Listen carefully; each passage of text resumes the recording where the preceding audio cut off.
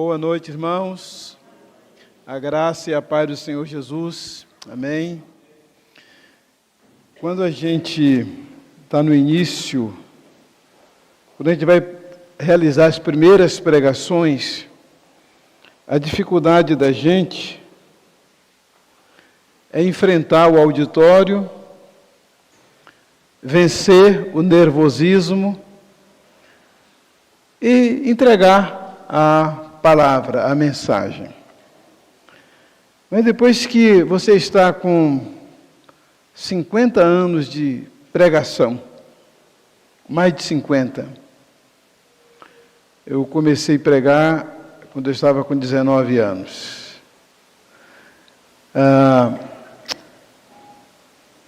A maior dificuldade não é estar olhando para vocês igual vocês estão olhando para mim, olhando para a gente. A maior dificuldade é entregar uma mensagem de Deus. Não é fazer um discurso, não é demonstrar conhecimento teológico. Enquanto vocês estavam cantando aí, eu estava pensando na alma, na vida de cada um dos irmãos. Imagine que cada um de vocês é uma vida preciosa para Deus. É uma vida pela qual Jesus deu a vida dele.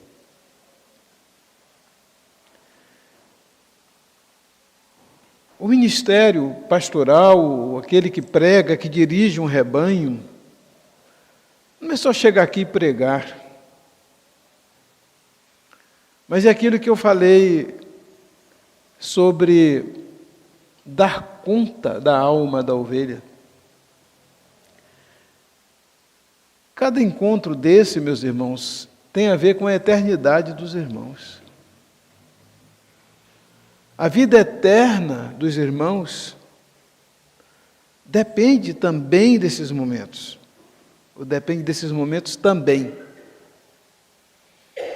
E eu fico olhando para cada um de vocês e pensando em como é a história de cada um, ou se é a história da maioria aqui. E pensando no significado espiritual de um momento como este. A eternidade dos irmãos, os irmãos vão para a eternidade dos irmãos, como eu disse, em grande parte, depende de momentos como este aqui. E hoje está sendo um dos dias mais difíceis para eu pregar. Que coisa, né? Exatamente por causa desse sentimento. Não de ter de pregar, de chegar aqui na frente e falar, de ficar nervoso para falar, mas do significado que um momento desse tem. Eu já chorei ali, já pensando em vocês. E nós iniciamos hoje pela manhã uma série de mensagens com base no Evangelho de João. Fiz uma pesquisa, os irmãos responderam que dentre os 4 evangelhos, a maioria optou para que fosse o Evangelho de João. E hoje pela manhã eu falei sobre levando o irmão a Jesus, pensando na Operação André, que teremos a partir de domingo, do próximo domingo. Mas agora à noite é que eu vou entrar diretamente no Evangelho de João. E eu quero convidar os irmãos a mais uma vez se colocarem em pé. E nós vamos ler os versículos 1 e 2 de João 1. Novamente, não vai ser projetado o texto bíblico, porque eu estou querendo que realmente os irmãos vão à Bíblia e vejam o que está escrito. Que os irmãos participem desse momento olhando na sua Bíblia. As versões são diferentes. mas a revelação de Deus na palavra é a mesma. Então aí no versículo 1 diz assim: no princípio era o Verbo, e o Verbo estava com Deus, e o Verbo era Deus. Verso 2: ele estava no princípio com Deus. Por isso eu gostaria que a gente pensasse sobre o tema o princípio de tudo. Podem sentar. O Evangelho de João, que é chamado o quarto Evangelho, que foi escrito por João, o evangelista, não João o Batista, mas João o evangelista, foi escrito por volta do ano 90, depois de Cristo. Foi escrito, como eu disse, por João, e João foi o último apóstolo vivo. O último apóstolo vivo. Os outros todos já tinham morrido quando João escreveu o evangelho dele. Foi pastor da igreja de Éfeso. Depois ele foi levado para a ilha de Pátimos, onde ele teve a revelação das últimas coisas. Teve o Apocalipse. A palavra Apocalipse significa revelação. João, ele era irmão de Tiago, sendo que Tiago, irmão dele, foi decapitado por Herodes, a mando de Herodes, logo no princípio do cristianismo. Lá em Atos capítulo 12, os irmãos vão encontrar isto. Então, o irmão dele é decapitado, é morto logo no início do cristianismo, e João permanece firme e é o último dos apóstolos a morrer. Segundo a tradição, ele não teria sido martirizado. João era chamado o apóstolo a quem Jesus amava. Muitas vezes ele refere-se a isso no livro. O apóstolo a quem Jesus amava. Não era que Jesus não amasse os outros, até mesmo porque Jesus disse: todos aqueles que me deste, eu os amei e os guardei até o fim. Então Jesus amava a todos, mas havia um amor especial de Jesus para com João. Tanto que João, Pedro e Tiago fizeram parte daquele trio que estiveram com Jesus em alguns momentos especiais da vida de Jesus. Por exemplo, quando Jesus entra na casa de Jairo para ressuscitar a filha de Jairo, só entram esses três: Pedro, Tiago e João. Os outros 9 não entraram. E a Bíblia diz mesmo que Jesus não deixou entrar mais ninguém, senão o pai e a mãe da menina, Pedro, Tiago e João. Na transfiguração, no Monte da Transfiguração, quem que estava com Jesus lá? Pedro, Tiago e João. No Getsêmani, os outros 11 apóstolos estavam ali com Jesus, porque Judas já estava, na trama da traição. Mas Jesus chama Pedro, Tiago e João, os separa e vai a um lugar mais adiante para orar. Pedro, Tiago e João. Sempre os três. Mas, quando Jesus está na cruz, Maria, a mãe dele, está do lado de João. E aí ele entrega Maria aos cuidados de João, inclusive dizendo: olha, Maria, mulher, ele agora que é o seu filho. Filho, ele agora que é sua mãe. E a Bíblia diz que desde aquele dia em diante, João cuidou de Maria. Olha que apóstolo importante.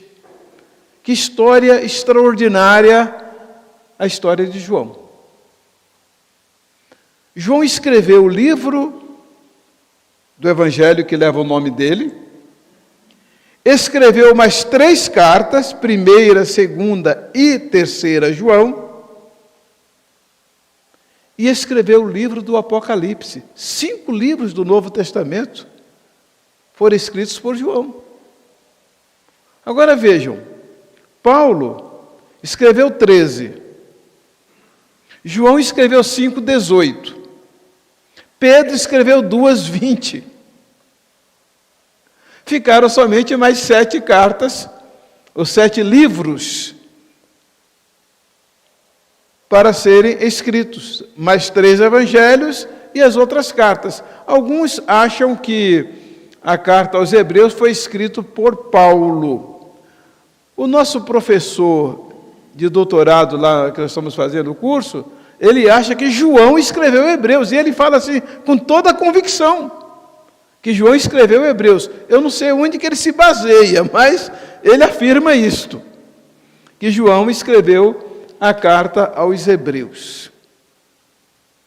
João, como Pedro e Tiago e mais outros que ali estavam em Betsaida, eram pescadores. Não eram pessoas cultas, não tinham uma formação acadêmica como tinha Paulo, como tinha Lucas. Até mesmo Mateus, a gente acredita que ele tivesse uma boa formação acadêmica por causa da função que ele exercia, né, como um fiscal de Roma. Mas Pedro, Tiago e João eram pessoas incultas. Então, não foi aquela pessoa extraordinária na área acadêmica, mas 5 livros. E é interessante que a Bíblia é fechada com o livro de João, o Apocalipse. Olha a importância desse homem. A Bíblia é encerrada com o livro de João. A revelação final de tudo que vai acontecer foi dada a João. Tanto que lá em Apocalipse capítulo 1, vai dizer que revelação que Deus deu ao Senhor Jesus Cristo, que deu ao seu anjo, para revelar a mim, seu servo, das coisas que brevemente hão de acontecer. Então, João é essa pessoa que fecha a Bíblia. Olha só, irmãos, a importância desse apóstolo. Qual foi o objetivo de João ter escrito o seu evangelho? Claro que o objetivo principal era confortar a igreja que estava sob pesada perseguição. Ano 90, irmãos, no ano 67, Paulo foi decapitado. No ano 70, Jerusalém foi destruída. Jerusalém já não existia mais, Israel já não existia mais como nação. E nós já estamos aí 20 anos depois que Jerusalém é destruída. Israel é disperso pelo mundo. E nós vamos encontrar João em Éfeso. Olha só, o contexto que João está vivendo e o período. Se ele realmente morreu entre 98 e 103, é o que se aventa essa possibilidade dele ter morrido entre 98 e 103. Quer dizer, ele fechou o século. E nesse período, além da perseguição que a igreja estava sofrendo, Israel já tinha sido destruído, Paulo tinha sido decapitado, Pedro tinha sido crucificado, e vai por aí afora. A igreja estava sofrendo violentamente, não a perseguição, mas duas correntes de heresia que estavam assolando a igreja. Vejam só, no final do século, irmãos. Uma corrente chamada docetismo. O docetismo, ele dizia o seguinte: olha, Jesus parece que sofreu, mas não sofreu. Tudo que aconteceu com Jesus ali era aparente. E tinha muita gente embarcando nisso. Impressionante como as pessoas gostam de, seguir certas distorções da verdade. Agora, o mais perigoso mesmo era o gnosticismo. Eles diziam o seguinte: olha, a matéria é tão má, que era impossível que Jesus tivesse encarnado. Era impossível. Olha, para você realmente ser salvo, para você ir para o céu, você tem que ter muito conhecimento, você precisa estudar bastante e você precisa ultrapassar certas camadas do conhecimento. Então eles usavam um pouco do docetismo também, porque para eles Jesus não sofreu. Jesus parecia que tinha sofrido, mas não sofreu, e que era impossível. Então tinha um negócio de aprisionamento da alma, é uma confusão, porque havia mais de 20 interpretações correntes gnósticas. A palavra gnosis, ou gnosis, como alguns acham, significa conhecer. Daí gnosticismo é a teoria essa teoria aí do conhecimento, não é? A teoria de que a pessoa podia, que teoria do conhecimento é uma matéria chamada epistemologia. Deixa isso de lado, né? Nós temos que pensar, o gnosticismo, ele achava que você só podia alcançar, as mansões celestiais, e tinha um processo aí chamado de emanações, quase próximo, não era igual, tá? À reencarnação, não era igual, eram chamadas emanações, mas tinha pelo menos 20 linhas de interpretação do gnosticismo, entre eles mesmos. Era uma confusão dentro da igreja, irmãos. Isso estava acontecendo dentro da igreja de Cristo. Quer dizer, a igreja era perseguida, tinha perdido seus principais líderes, cristãos eram lançados às feras, eram queimados vivos, e ainda que estavam dentro, ainda brigavam entre si com essas correntes heréticas aí.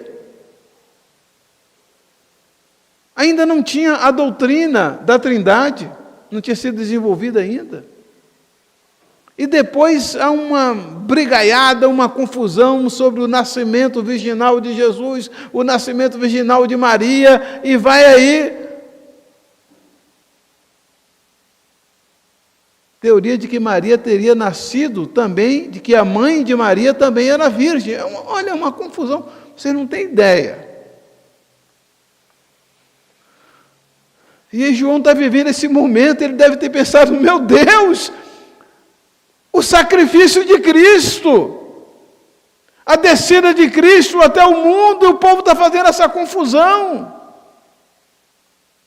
Aí João escreve o seu evangelho. Ele queria mostrar que a igreja seria vitoriosa, que Cristo seria vitorioso, e que a verdade era essa que ele estava expondo. E ele começa dizendo: no princípio. Gente, vamos voltar ao princípio. Vamos começar do começo.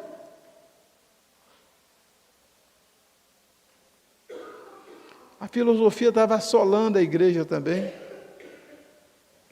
muitas correntes filosóficas. Quando a igreja perde a visão da cruz de Cristo, da vida sacrificada, da vida de dedicação, de entrega a Jesus, ela se perde nos emaranhados das discussões. João disse: gente, quero falar uma coisa para vocês. Tudo começou com Jesus, tá? Nós temos que voltar para Cristo. Temos que voltar ao princípio. Vamos começar de novo, gente. Por isso que ele diz, começa no versículo 1, no princípio era o Verbo, e o Verbo estava com Deus, e o Verbo era Deus. Vocês viram que ele não conta a história do nascimento de Jesus, outras coisas, não começa contando milagres logo no princípio, não. Ele chama logo para uma questão teológica, para uma questão de conhecimento da pessoa de Jesus. Essa palavra no princípio significa, tem aquela mesma origem de arqueologia, que os irmãos conhecem, arque, a cabeça, o início, antes não havia nada.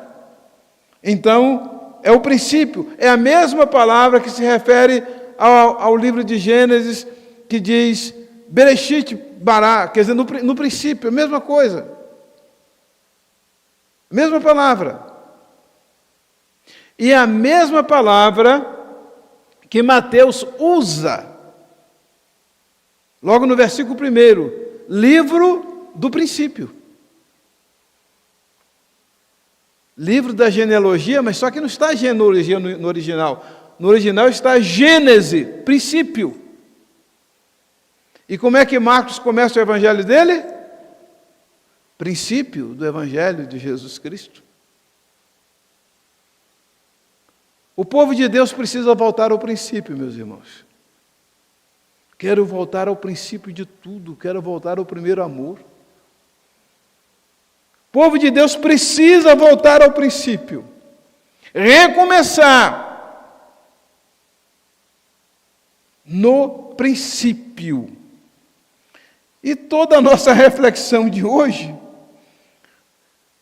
presta atenção, no princípio já existia. Não quer dizer que começou a existir. Senão estaria o quê? Existiu, ou começou a existir. Mas quer dizer, já existia. Aquele que é a palavra, é o verbo, é a palavra, já existia. Olha, na King James, diz assim, no princípio era a palavra. A Nova Tradução da Linguagem de hoje diz, antes de ser criado o mundo, aquele que é a palavra já existia. Mesma coisa, esse no princípio aí, tá? Então são as versões, os irmãos podem até ver essas versões aí, para os irmãos poderem entender melhor. João, no meu entendimento, faz assim a maior e a melhor revelação da pessoa de Deus. Duas palavrinhas, aliás, 3 palavrinhas só, não é? Eu aprendi de cor. Qual que é? É um versículo da Bíblia, uma parte de João, 1 João 4:8. Deus é amor. Maior revelação de Deus, de que Ele é amor. É João que faz essa revelação para nós. E ele quer acabar com aquela discussão que está havendo na igreja e chamar o povo o princípio de tudo. Então João queria que o povo voltasse para o começo do começo. O povo voltasse para o começo do começo. Porque ele já estava no princípio. A gente precisa entender que o mundo foi criado por Jesus. A gente precisa entender que Ele foi o agente da criação. É o que diz aqui. Todas as coisas foram feitas por Ele, por Jesus. E nada do que foi feito se fez. Nada veio a existir a não ser através de Jesus.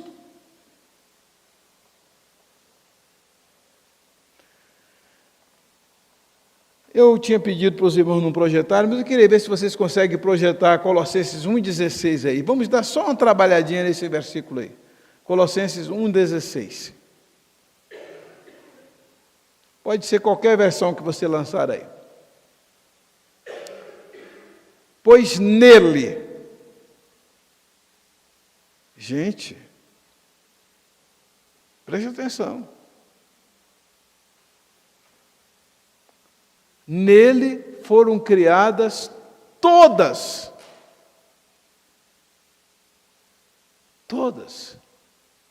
as coisas, nos céus e na terra, as visíveis e as invisíveis, sejam tronos,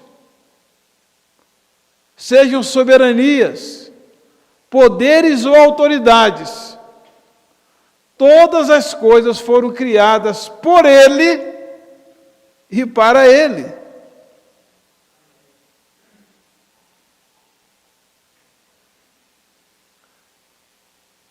Tem de começar com Jesus.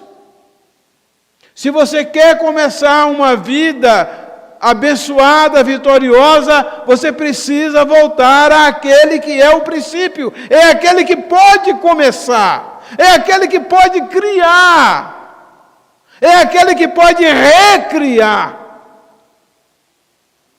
Não é o que diz Apocalipse 21, versículo 1? Não precisa projetar não. E vi um novo céu e uma nova terra. Porque o primeiro céu e a primeira terra passaram e o mar já não existe. E ouvi uma voz que dizia: eis aqui o tabernáculo de Deus com os homens, pois com eles morará.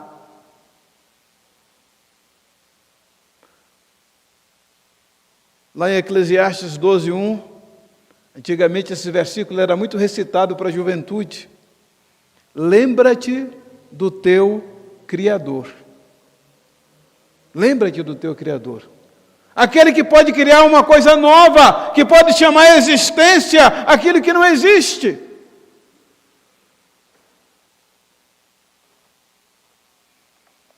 João está chamando o povo para dizer: gente, vamos voltar ao princípio. Vamos começar do começo. Eu vou começar esse livro do começo, no princípio. Ele não começa dizendo: e aí foi um anjo e anunciou que Maria ia ter um filho. Não. Marcos também já começa de sola. Ele começa dizendo: princípio do Evangelho de Jesus Cristo. Vamos começar do começo, gente.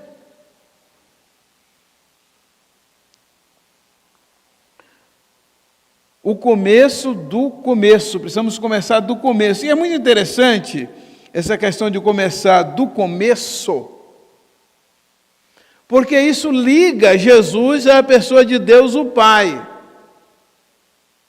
Nós vamos ver alguns versículos aqui que falam sobre isso, como por exemplo, Isaías 41:4. Quem operou e fez isto, chamando as gerações desde o princípio? Eu, o Senhor, o primeiro, e com os últimos, eu mesmo. A gente lê esse texto e o atribui a Deus. Mas essa é uma referência à pessoa do Senhor Jesus. Nós vamos para Isaías 44:6. Assim diz o Senhor, Rei de Israel, o seu Redentor, o Senhor dos Exércitos. Eu sou o primeiro, e eu sou o último, e fora de mim não há Deus.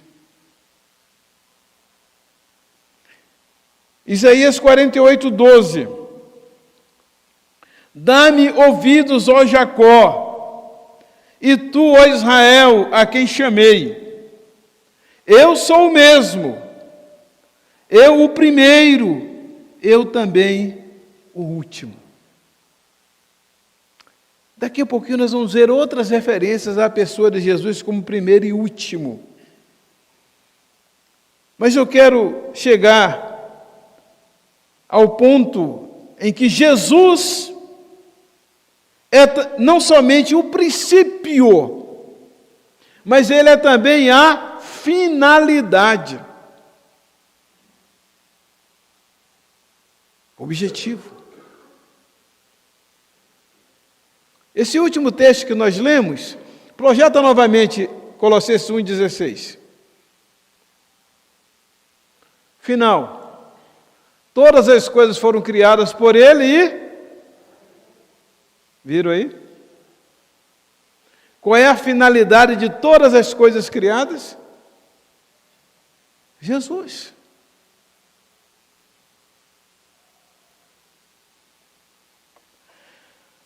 Jesus é o princípio e ele é a finalidade de todas as coisas. Por isso que nós temos que voltar para Jesus. Deixar de ficar perdendo o nosso tempo com discussões inúteis. E conhecer Jesus. O povo de Deus precisa conhecer Jesus.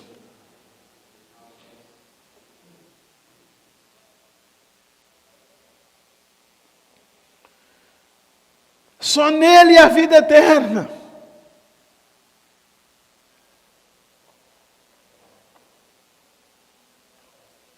Ele é o princípio, é a finalidade da criação. Apocalipse 3, versículo 14. E ao anjo da igreja de Laodiceia escreve, isso diz o Amém, a testemunha fiel e verdadeira, o princípio da criação de Deus. Todas as coisas começaram a ser criadas em Jesus. Não é que Jesus foi criado primeiro, mas no sentido de que tudo que começou a ser criado, foi criado dentro de Jesus, na pessoa de Jesus. Tudo parte de Jesus. Apocalipse 2:8.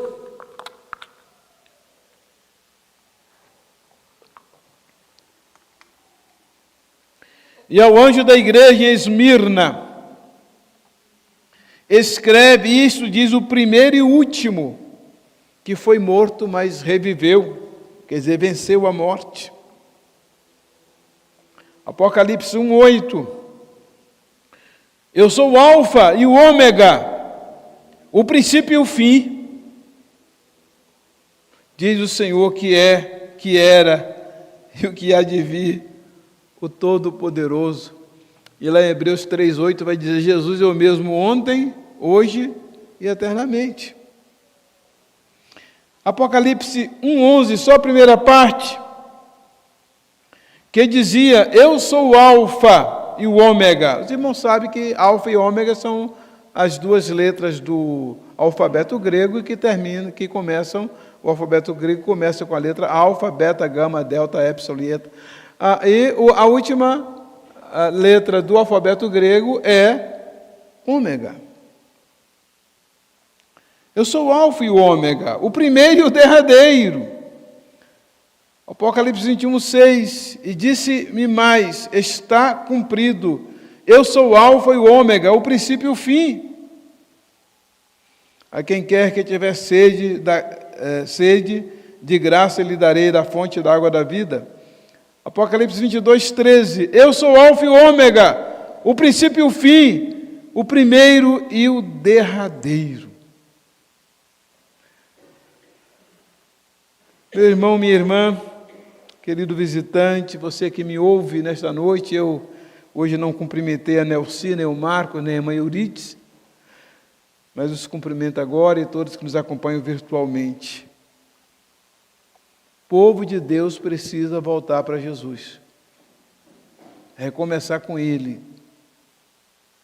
Por isso que Paulo diz, lá em Filipenses 2,5, de sorte que haja em vós o mesmo sentimento que houve também em Cristo Jesus, que sendo em forma de Deus, não se ufanou de ser Deus, mas a si mesmo se esvaziou, tomando a forma de servo. E achado na forma de servo, foi obediente até a morte e morte de cruz. Pelo que Deus o exaltou soberanamente.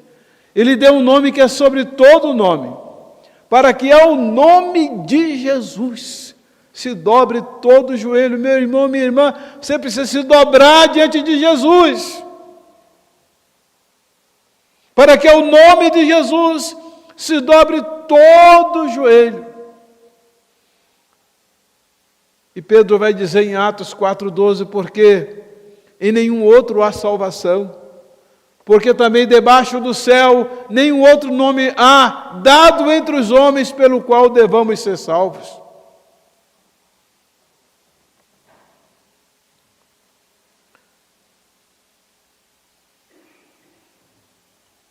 O texto de Isaías 51:1 me impressiona demais, porque diz assim: ouvi-me, vós, o que seguis a justiça, os que buscais ao Senhor, olhai para a rocha de onde fostes cortados. Olhai para a rocha de onde fostes cortados. Por acaso, meu irmão, minha irmã, você está cortado de Jesus, separado dele? Esse cortado aqui tem diversos significados, mas eu quero me ater a esse lado. De repente você foi cortado dessa ligação com Jesus. Você se enveredou por outros caminhos, por propostas que estão sendo feitas hoje, uma falsa sabedoria, um falso conhecimento, e você não está ligado à rocha. Olhai para a rocha de onde fostes cortados. Zacarias capítulo 9, versículo 12, faz um apelo também. E diz: voltai à fortaleza, ó presos de esperança. Também hoje vos anuncio que vos restaurarei em dobro. Se você voltar para Jesus, você será restaurado de um modo especial. Por isso que nós temos que voltar ao princípio. Jesus escrevendo para a igreja de Éfeso, onde João foi pastor, que era chamado discípulo do amor, a igreja que havia perdido o seu amor. E a reclamação de Jesus é: tenho, porém, contra ti que deixaste o teu primeiro amor. Lembra-te, pois, de onde caíste e arrepende-te e volta às primeiras obras. Volta às primeiras obras. Lembra-te de onde caíste. E a promessa de Jesus é que Ele quer estar conosco sempre, Ele quer caminhar conosco. Escrevendo à igreja de Laodiceia, Ele falou: olha, eu estou à porta e bato, vocês me deixaram lá de fora. Vocês estão tão envolvidos com vocês mesmos, que eu fiquei do lado de fora. Vocês estão tão frios, na verdade não estão frios, estão tão mornos. Ah, se vocês fossem frios ou quentes. Eu estou do lado de fora. E aí o apelo para que a gente possa voltar para a rocha de onde fomos cortados. Eu tinha colocado aqui Romanos 11:36, e até tinha passado por cima, mas eu não posso deixar de falar sobre esse versículo também, porque dele e por ele e para ele. A ideia de Cristo é a origem, Cristo é quem nos sustenta e Cristo é a nossa finalidade. Porque dele, por ele e para ele são todas as coisas.